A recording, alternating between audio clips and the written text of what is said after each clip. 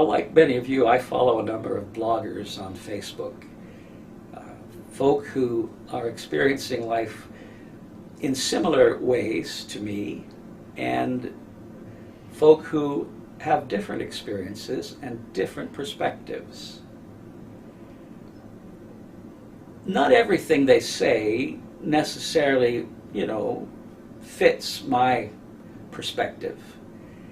When it doesn't, I can be offended, I can be upset, but most of the time I'm learning to use that offense to learn something else, to discover more than I realized prior to this.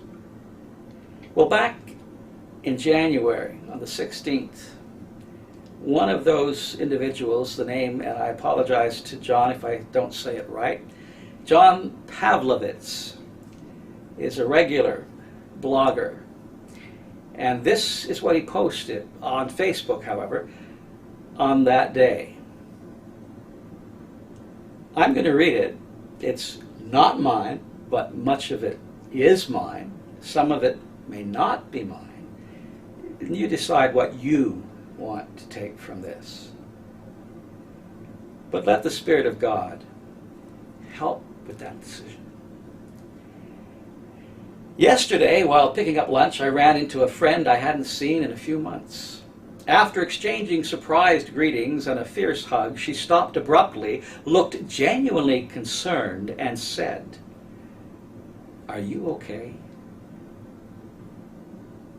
You look tired today." After weathering the initial sting of her honest but uninvited commentary, I assured her she was somewhat incorrect in her evaluation. "Not just today," I remarked matter-of-factly. "This is how I look now. I'm always tired." She smiled widely and then leaned in with genuine concern, quietly pressed her for details. "So, what are you tired of?" I couldn't come up with an answer that seemed sufficient in the 30 seconds we had remaining before our takeout orders were ready, and honestly, I didn't feel right bearing my soul surrounded by complete strangers in front of a full deli case. So I laughed and said, "Oh, and quickly changed the subject. But on the way home, her question was still hanging there in my head. What am I tired of? Hatred. That's it. I'm tired of hatred. Like, really tired. Tired of having to once again channel the adrenaline to confront a new onslaught of real and manufactured emergencies. Tired of having to desperately appeal to public servants to do the decent and humane thing and seeing them again flatly refuse. I'm tired of trying to convince professed followers of Jesus that they're supposed to care about other people.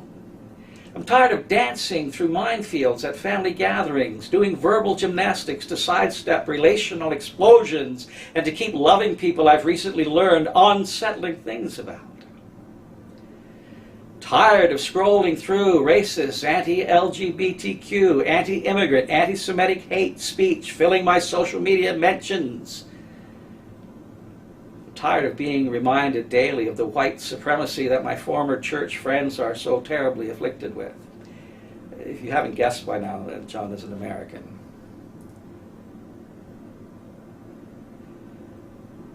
He says, "I'm so damn tired of hatred.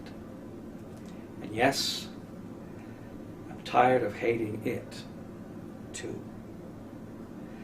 Tired of continually confronting ugliness and of the increasing ugliness it brings out in me. as I do. I'm tired of walking into a room and trying to calculate inside my head how many of them there are, and resenting human beings I've never met based on my evaluation. I'm tired of the impatience and irritability always sitting just below the surface of my countenance, and how often it breaks violently through and into my day in angry words in traffic, or expletives spoken under my breath, or easy frustration with the normal inconveniences of life. Tired of regularly losing my religion as I fight both for and with my faith tradition, being anything but Christ-like while advocating for the teachings of Jesus.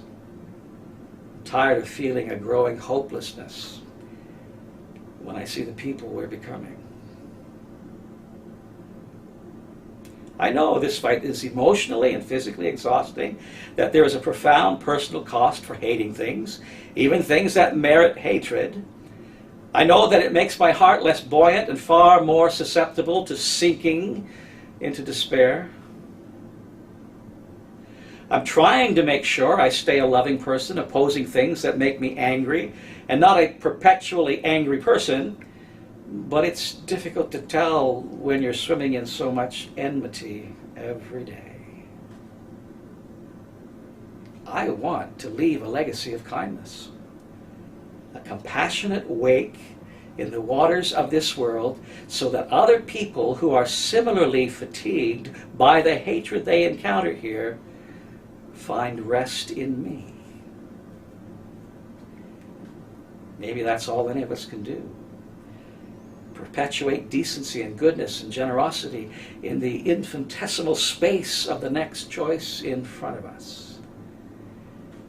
Maybe if we make this world a little more loving in the small and the close and the present, maybe the ripples will eventually reach the big and the distant and the future.